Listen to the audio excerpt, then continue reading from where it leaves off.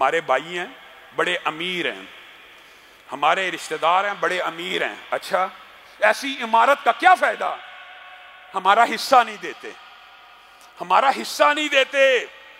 رسول اللہ صلی اللہ علیہ وسلم جاہلیت کی تمام رسموں کے اوپر جو کلہاڑا چلانے کے لیے آئے تھے، آج مسلمان امت نے وہی تمام رسموں کو پھر زندہ کر لیا ہے۔ کیا رسول اللہ اس لیے آپ کو یہ حدیثیں بیان کر کے گئے ہیں کہ جس نے 2 بیٹیوں کی کفالت کی، 3 کی کیوں بیان کی ہے؟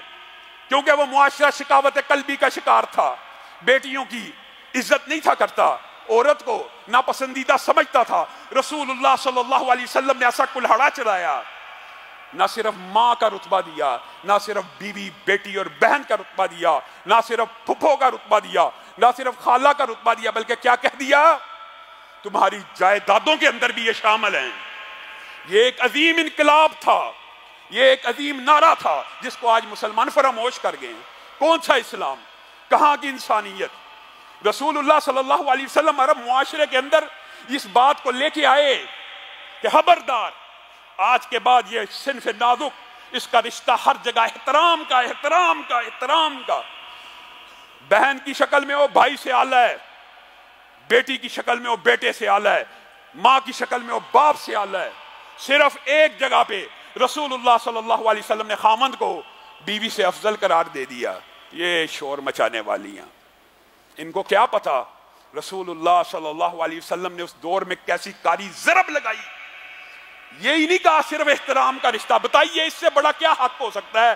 آج کے بعد یہ باپ کی جائیداد اور باپ کی ہوئی کمائی میں بھی حصے دار ہیں، اس سے بڑا کون سا حق آپ کو چاہیے؟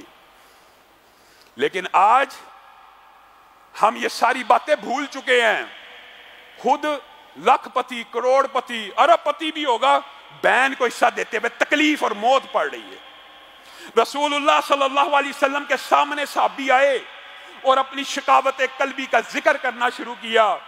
کہا میری بیٹی تھی، میرے آگے دوڑتی تھی، میرے پیچھے دوڑتی تھی، مجھ سے والہانہ پیار کیا کرتی تھی۔ اے اللہ کے رسول، میں نے اس کو آواز لگائی، وہ دوڑتی ہوئی میرے پیچھے چلی آئی۔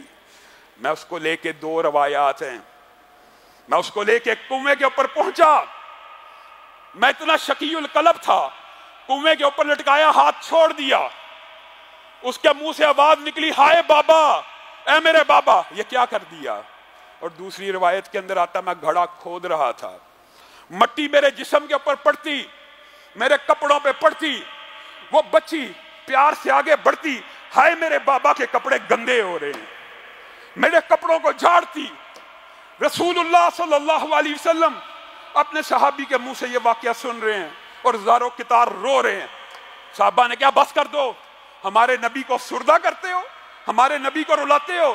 رسول اللہ نے کہا نہیں اس کو مت روکو، یہ اپنا کتھارسس کرنا چاہتا ہے، یہ اپنے اس غم کو بھلانا چاہتا ہے۔ یہ جتنے شقی القلب تھے، یہ آج اپنی اس غلطی کا ادراک کر کے اپنے گناہوں کی معافی مانگنا چاہتا ہے۔ رسول اللہ نے کہا دوبارہ شروع کر۔ اس صحابی نے دوبارہ واقعہ سنایا اور کہنے لگا آخری لمحات تھے، بیٹی کے اوپر مٹی کی کھدالیں پھینک رہا تھا، بیٹی اس وقت بھی کہہ رہی تھی بابا آپ کے کپڑے گندے ہو رہے ہیں، آپ یہ کیا کر رہے ہیں؟ میں نے ایک نہ سنی، میں نے اس کو زندہ دفن کر دیا، میں نے اس کو زندہ دفن کر دیا۔